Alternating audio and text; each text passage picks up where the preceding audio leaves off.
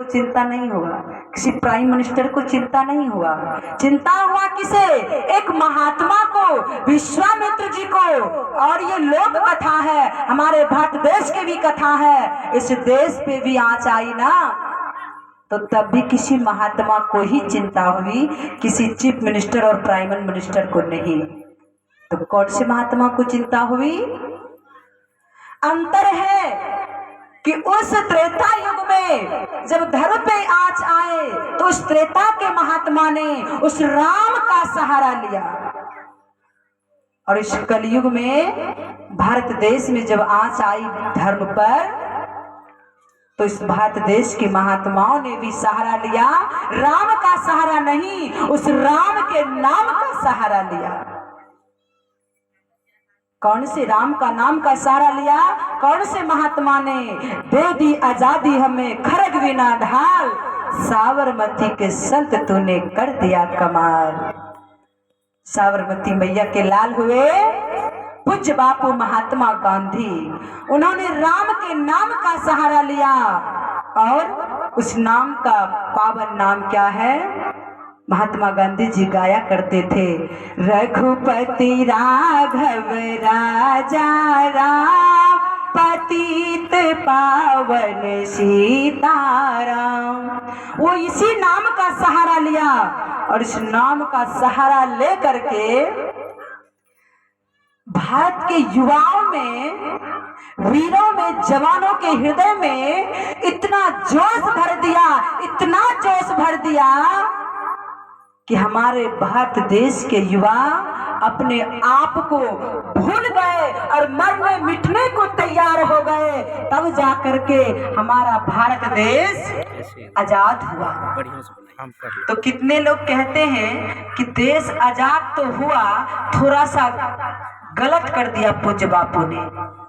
सब अच्छे अच्छे विद्वानों के मुख से तो नहीं सुनी हूँ, एक दो विद्यार्थी थे हमारे तरफ जो कहते थे महात्मा गांधी के लिए बहुत खाड़ी शब्द कहा उन्होंने, हमें अच्छा नहीं लगा। मैंने कहा भैया सुनो, बोले आजाद तो आजादी तो मिली देश को, लेकिन क्या हुआ कि रात्रि में आजादी मिली। बोले भैया रात्रि में मिले या दिन में मिली तो सही ना, अरे इससे तो अच्छा है कम से कम अंग्रेजों के गुलाम बन के तो नहीं थे, है ना। तो बोले दिन में आजाद होता तो और अच्छा होता। मैंने कहा पूज्य बापू जी ने गलत नहीं किया, रात्रि में आजादी इसलिए दिया अंग्रेजों ने, रात्रि में अंग्रेज ये देश छोड़कर इसलिए भागा क्योंकि हमारे देश के युवा ने कहा कि मर जाऊंगा मिट जाऊंगा पर आजादी दिलाए बिना जीवित नहीं रहूंगा। और जो ऐसा प्रण किया अंग्रेज समझ लिया कि जब ये मरने को तैयार है तो किसी को मारने में कितना देर लगेगा, जब ये मरने को तैयार है तो ये हमें मार भी सकता है, इसलिए मरने के डर से अच्छा है कि रात्रि में अगर दिन में भागेंगे देख लेगा तो ये मार सकता है, गोलियां बरसा सकता है, रात में भागेंगे तो कोई देख नहीं सकता है, इसलिए रात्रि में ही अंग्रेज इस देश को छोड़कर चला गया। पर आजादी मिली किसके चलते? उस समय युवाओं में एकता था और आपस में प्रेम था, इतना माँ भारत देश से प्रेम करते थे युवाएं, और इतना प्रेम था, इतना प्रेम था, वो प्रेम कभी टूटा नहीं। और ऐसे ऐसे जवान, ऐसे ऐसे वीर शहीद हो गए, अपने जीवन को बलिदान दे करके इस देश को आजाद करा दिए, आजादी मिली। डॉक्टर राजेंद्र प्रसाद, चंद्रशेखर आजाद, पूज्य बापू महात्मा गांधी, वीर भगत सिंह, राजगुरु गोविंद सिंह, सरदार गुरु सुखदेव भगत, सुभाष चंद्र बोस, ऐसे ऐसे आदि नेताएं हुए जिन्होंने अपने जीवन की आहुति दे करके इस देश को आजाद कराया। उसमें कितने विवाहित थे, कितने अविवाहित थे। तो कितनी माताएं भी कहती है वाह आपने तो कह दिया, युवाओं का मान बढ़ा दिया, क्या युवाओं ने ही देश को आजादी दिलाई है? भैया ये बात भी सत्य है, जितने युवाओं ने बलिदान दिया है उनसे ज्यादा हमारे भारत देश की भारतीय नारियों ने बलिदान दिया है। अगर ये देश आजाद हुई है ना, अंग्रेजों की गुलामी से छुटकारा मिला है, तो सबसे बड़ी बलिदान हमारी भारतीय नारी ने दिया है। मां गुजरी है, तो भारतीय नारी की, गोद सुन हुई है तो हम माताएं की। किसी बहन की भाई छिन गया, हाथ में राखी परा रहा, किसी बेटी के सर से बाप का छाया मिट गया। कितने बच्चे अनाथ हो गए, कितनी माताएं विधवा हो गई, कितनी मां निसंतान हो गई, तब जाकर के हमारे देश को आजादी मिली। और बताएं, अभी तो हमारी माताएं कहते हैं हमें तो एक ही बेटा है, नहीं मैं अपने बेटे को कहीं नहीं जाने दूंगी, होगा तो डॉक्टर बनो, होगा तो मास्टर बनो, पर आर्मी फौज में मत जाना। वाह, धिक्कार है ऐसे नारियों को जो ऐसे गति से डरती है। अरे याद करो उस देश जब आजादी मिली थी, उस माँ को, जिस माँ ने अपने माँ का सिंदूर हंसते हंसते धो दिया, जिस माँ ने अपने गोदी को सुना कर दिया हंसते हंसते। और तो और इतना हिम्मत थी हम माताएं में उस समय, किसी के पति के सीने पे घाव होती थी ना, गोली लगती थी, किसी के पुत्र या भाई के सीने पे घाव होता था, तो उस माँ को, बहन को, पत्नी को गर्व होता था कि हमारे पति को सीने में घाव निकला है, क्योंकि उन्होंने दुश्मनों पे वार आमने सामने किया है। बाय चांस किसी कारणवश अगर पीठ में घाव निकलता था तो ग्लानि होती थी, हमारे पति में इतना सामर्थ्य नहीं है, लगता है इन्होंने पीछे से वार किया है और इन्होंने पीठ पर घाव लेकर आया है। ऐसे नारियों के लिए एक बार जोरदार जयकारा लगा, बोले भारत माता की। तो ऐसी ऐसी माताएं थी। और तो और माता विद्यावती, उनके एक ही पुत्र थे, वीर भगत सिंह, राजगुरु गोविंद सिंह, सरदार गुरु भगत सिंह, सुखदेव भगत और वीर भगत सिंह, इन तीनों को जेल में बंद कर दिया गया था और एक ही दिन तीनों को फांसी मिला है। मिला कि नहीं? एक ही दिन तीनों एक साथ फांसी के फंदे पे चढ़े।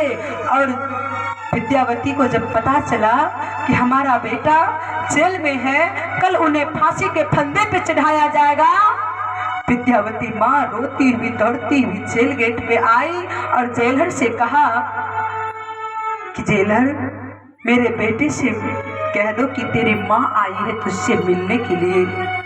जेलर ने जाकर भगत सिंह से कहा, भगत सिंह आपकी माँ आपसे मिलने आई। भगत सिंह ने मना कर दिया, भगत सिंह ने इनकार कर दिया, कहा जेलर जा मेरी माँ से कह देना कि तेरा बेटा तुझसे मिलना नहीं चाहता है। जेलर ने आकर कहा कि माँ क्षमा करना, आपका बेटा आपसे मिलना नहीं चाहता है। विद्यावती ने कहा, जेलर जाओ मेरे बेटे से कह देना कि तेरी माँ जानना चाहती है कि तू माँ से क्यों मिलने के लिए इनकार कर रहा है। जेलर आया, भगत सिंह से कहा, भगत सिंह तेरी माँ जानना चाहती है कि तू माँ से क्यों नहीं मिलना चाहता है। भगत सिंह ने कहा, ऐ जेलर जाकर के मेरी माँ से कहना इसलिए तेरा बेटा मिलना नहीं चाहता है कि जब मैं माँ के सामने जाऊंगा ना, माँ ममतामयी होती है, करुणामयी होती है, वो पुत्र को देखकर उनके आंखों से आंसू छलक जाएंगे और मेरा हिम्मत कमजोर हो जाएगा। और मैं नहीं चाहता कि मेरी माँ का दूध हराम हो जाए, उसके पुत्र का हिम्मत कमजोर हो जाए। जेलर ने आकर के विद्यावती से कहा कि आपका पुत्र ने कहा कि जब मैं माँ से मिलूंगा तो वो रोएगी तो मेरा हिम्मत कमजोर हो जाएगा। तब विद्यावती ने कहा, ऐ जेलर जाकर के मेरे पुत्र से कह देना, ऐ भगत सिंह तू किसी गिदड़ का बेटा नहीं है, तू एक शेरनी का बेटा है। मैंने किसी गिदड़ को पैदा नहीं, मैंने सिंह को पैदा किया है। और जाकर के कहना कि अंतिम बार तेरी माँ तुझसे मिलना चाहती है। और कहा तो उस जमाने में जिसको फांसी मिला करता था तो जज साहब उनकी अंतिम इच्छा पूछा करते थे कि बोलो मरने के पहले कोई अंतिम इच्छा है, तो जिसकी जो इच्छा होती थी वो बता देते थे। और जैसे जज साहब पूछते हैं कि अंतिम इच्छा क्या है और कहते हैं पूरा कर दोगे, तो कहते हैं हाँ बोलो। और मरने वाले कहे जज साहब हमारे चलते आपको फांसी लग जाए, ये हो सकता है क्या? ऐसी इच्छा कभी पूरी हो सकती है क्या? भगत सिंह से भी जब भगत सिंह वहां पहुंचे माँ के पास और जैसे ही माँ के सामने गया, पर माँ ममतामयी होती है, करुणामयी होती है, अपने आप को विद्यावती संभाल न पाई और ममता छलक पड़ा, अश्रुधार बहने लगा और भगत सिंह को पकड़ के चूमने लगी, चाटने लगी। जैसे एक बछड़े को देखकर गौ माता उसे चाटने लगती है, चूमने लगती है, ऐसे ही विद्यावती अपने पुत्र को चूमने लगी, चाटने लगी। भगत सिंह को चूमते हुए कहती है, पुत्र तू कितना बड़ा हो गया बेटा, अरे कल तुझे फांसी मिलेगा और तूने विवाह भी नहीं किया बेटा, तू कितना बड़ा हो गया रे, तू विवाह नहीं करेगा, अब कब विवाह करेगा बेटा? भगत सिंह ने कहा, माँ मैं विवाह करूंगा, अवश्य विवाह करूंगा, बहुत जल्द विवाह करूंगा। तो बेटा मैं जानना चाहती हूँ बेटा, तेरा दुल्हन कैसा होगा बेटा? भगत सिंह ने कहा, माँ तेरी दुल्हन जो होगी ना वो सबसे अलग होगा माँ, आजादी का दुल्हन होगा, कफन की चुंदरी ओढ़ कर आएगी माँ तेरी बहू, मेरी आजादी का दुल्हन होगा। माँ की ममता और छलक पड़ी और भगत सिंह ने कहा, माँ तू रो रही हो, तेरे बेटे को फांसी मिलेगा इसलिए?